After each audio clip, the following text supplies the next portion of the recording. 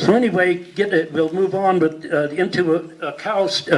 Well, let me go back to the bear deal just a second.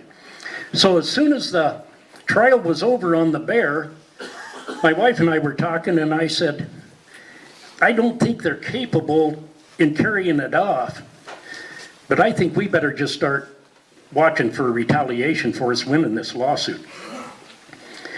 And from that day on, I've got volumes of correspondence, and it was just a constant, every single day, letter, demands, threats, going to eliminate my 33-year outfitting business.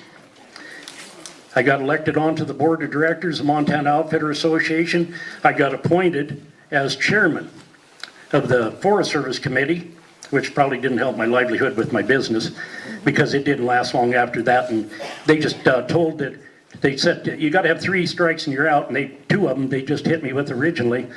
And they said I guided 2 bear hunters in 2 years illegally. They got no witnesses, not one witness to ever prove that. And when the ranger went over to the Board of Outfitters, the legal arm for outfitting industry, and filed these claims, the attorney for the Board of Outfitters wrote him a letter and said, your claims have been dismissed. You have no proof. He wrote a letter back and said, I disagree with your findings, and I'm finding him unacceptable anyway. There's 2 of the strikes. The third one, you've got to turn in your day use, planned use, everything beforehand, before you go do it. But there's a stipulation. If somebody comes up to you on Friday night when the Forest Service is all off on vacation for the weekend, and they say, I'll pay you for both days of the weekend, you can go do the use, but then as soon as you can, you got to go in and tell them, I did this, and here's how many days I used. I did that, and I asked them to put it on my planned use twice, 2 different times, 90 days apart in advance. And the day that I went up there, they came, and when I was coming out from packing these guys' stuff in, the Forest Service sheriff was there, officer was standing in the trail, and he cited me.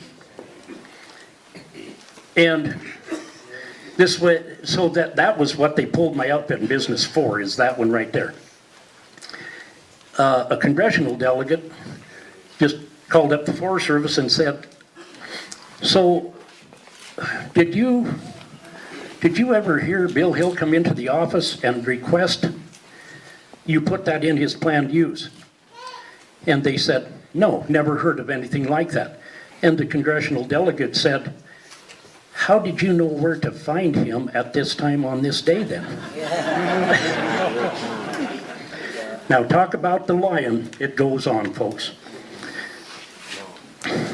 Anyway, get to the, let me hit something really, really important to me. I mean, maybe I'm over exaggerating.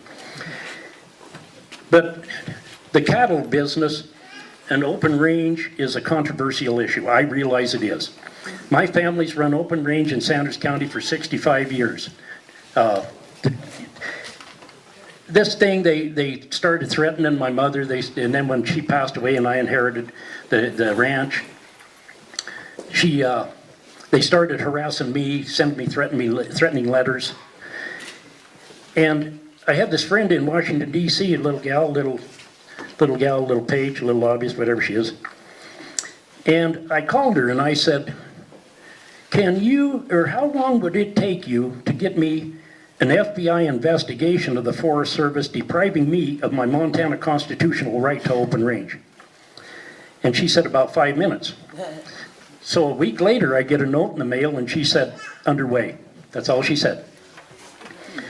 But the response that we got 3 weeks later is shocking to me.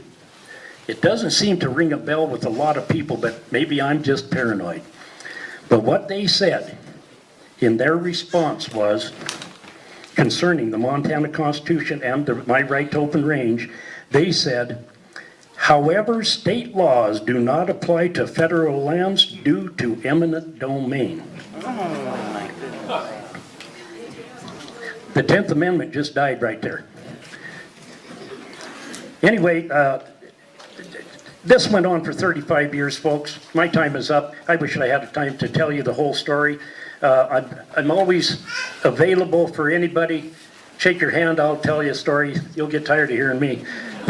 I just love the people so much for standing by, and we need to put this Cowpole organization together and make it a national organization and to protect all of us evenly.